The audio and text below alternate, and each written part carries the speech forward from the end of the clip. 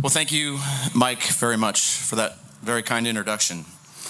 I'd like to start by thanking the band, the chorus, and the color guard.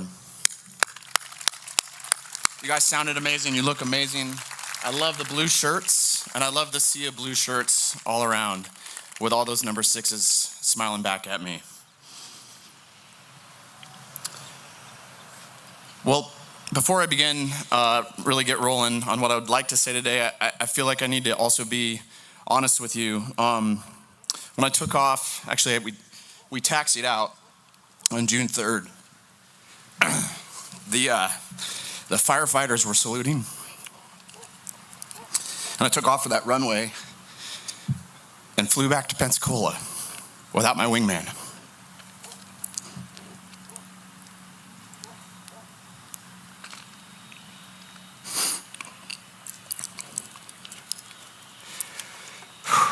I was filled with a profound sadness, and I thought I would never return to Smyrna.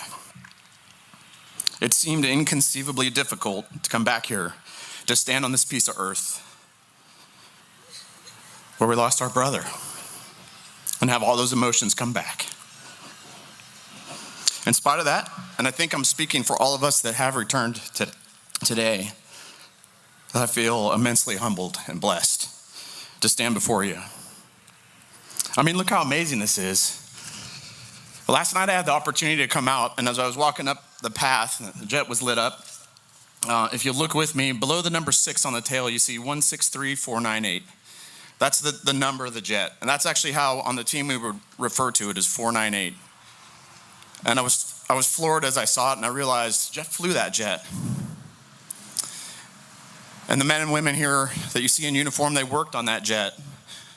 They put their talent, their passion, their skill into making it fly. And then I realized I flew that jet. And so did the other Blue Angels that are here from the 2015 and 2016 team. And as I looked at it with that gold canopy, it made me think of Jeff and his gold visor. And I thought, wow, is this amazing?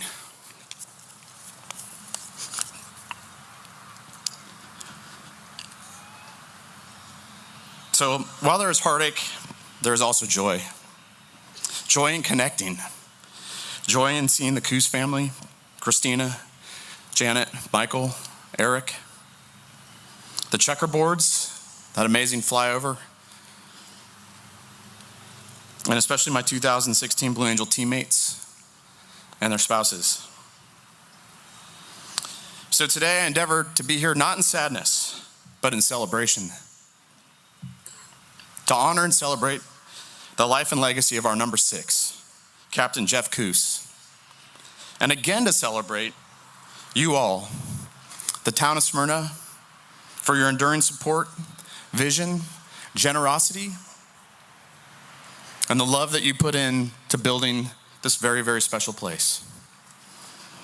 I'm also grateful today for the opportunity to share with you a little bit about my experience as a Blue Angel alongside Jeff Kuss, or Cooch, as we called him. In the past 2 years and 1 week since Jeff's mishap, I spent countless hours trying to make sense of it. I've toiled in my mind to find bigger meaning and purpose in the immensity of losing him. I cannot pretend to have all those answers for you, but I do know that this incredible monument is part of that answer. It's a part of his legacy that will reach forward far into the future. And I believe the reason his legacy continues to compel and inspire stems from what Jeff was about at his core, the ingredients of his character that made him so exceptional.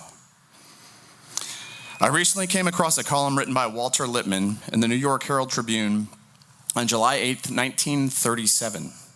This column was written 6 days after Amelia Earhart disappeared in the South Pacific, and is still regarded as one of the greatest columns in American literary history.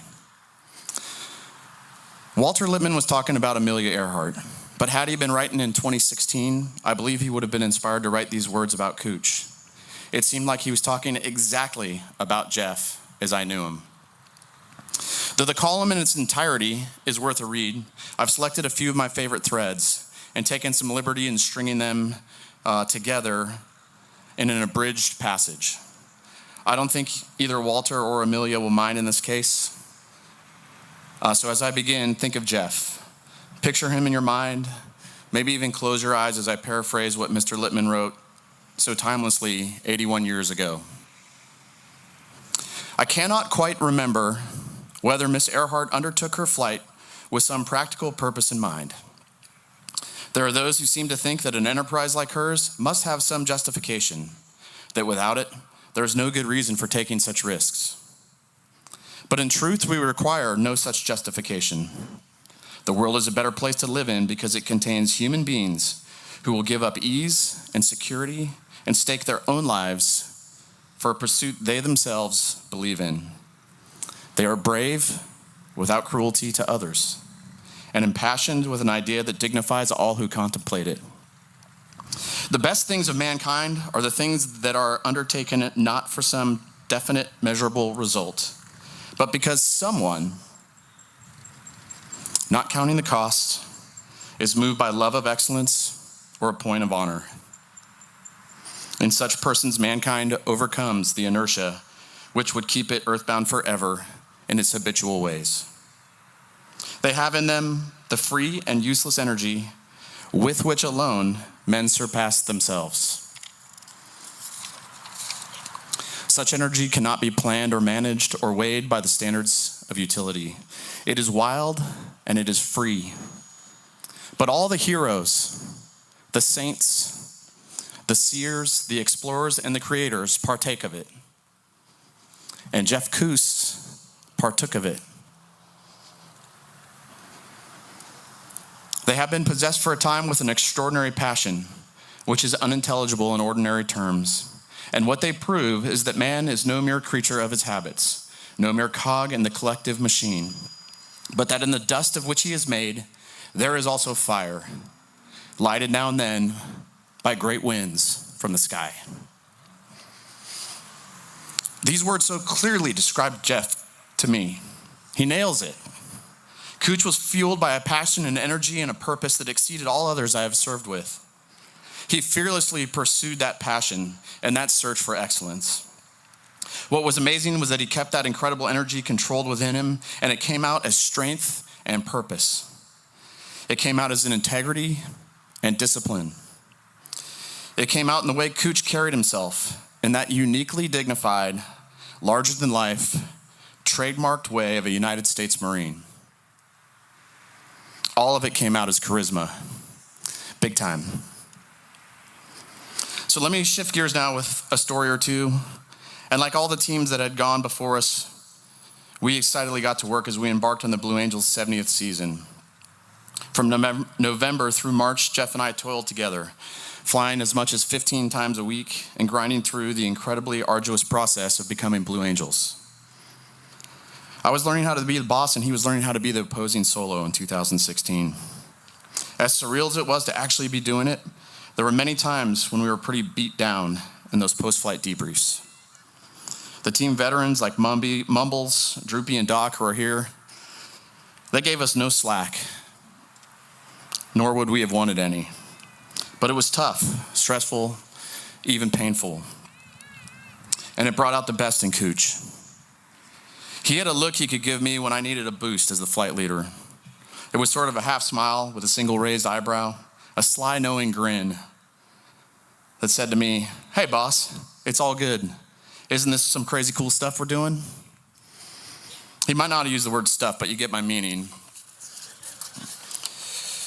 And it would completely turn my day around. He'd lift me up. But in doing so, he'd also hold me to his incredibly high standard with that look.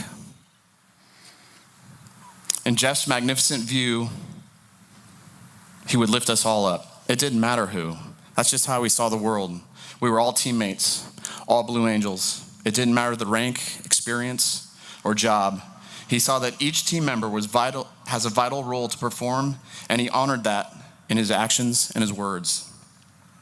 Even if it was just an eyebrow raise or a sly grin that he somehow, always tuned to others, knew that you needed. As we progressed through the winter training and into the show season, the flying became fun. And I'll always cherish the vision I have of him grinning at me from under that gold visor off my right wing in that jet. And I'll always remember the passion and power that he brought to that number 6 jet. Cooch was incredibly funny and a beast when it was time to let loose. His energy radiated, and he fueled the party, the dinner, or whatever the adventure was. Man, was it fun to be around him, hard at work and hard at play. Something that really stands out is how fierce Jeff and Christina were in prioritizing their family. When you're on the team, you have precious few days off. Usually we'd arrive home late on Sunday night, maybe take Monday off, and then we'd be back at it, getting after it again for the next show. Jeff and Christina taught my wife and me about building the nest. They had a very clear vision on when to slow down, press pause, tune everything else out, and prioritize family. They set an incredible example for all of us. Cooch was an old soul in so many ways. He was a thinker and a dreamer. His vision extended beyond the dreams he'd realized as a Marine fighter pilot and a Blue Angel. Jeff was equally reverent of others, of their journeys and their challenges. He had worked very hard to become a Marine, an F-18 pilot, a Top Gun graduate, and a Blue Angel. And he could share what it was like to persevere in a dream better than most. He could truly make you believe in yourself like he did in himself. He could take away your fear of failure. He could get you to throw away your inhibitions and self-doubt. He didn't need Jedi mind tricks. He just showed you the way. There was no alternative when you were around him, and he did it with an unbending and purposeful humility. He was so authentic with kids. At an air show or a school visit, I wish you could have witnessed the 6-foot-tall Adonis of a Marine in a tight blue flight suit get down on a knee so he could be eye to eye with the kids we met on Fridays through the Make-A-Wish Foundation. That is the true essence of the Blue Angel mission, and Cooch understood it better than anyone I've ever seen. I'm very lucky to have known Jeff, to have been his teammate, to have been his commanding officer. So many of you here today are just getting to know him through this very powerful memorial.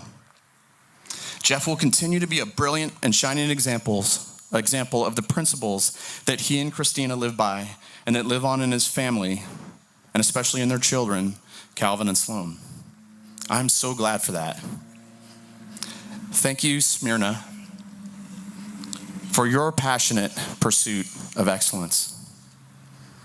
Thank you, Mary Reed and the Memorial Council and this great community that is gathered here today for your energy and for coming together in a way that epitomizes what Jeff Kuss was all about by creating a place where the life he led can powerfully resonate far into the future. Thank you.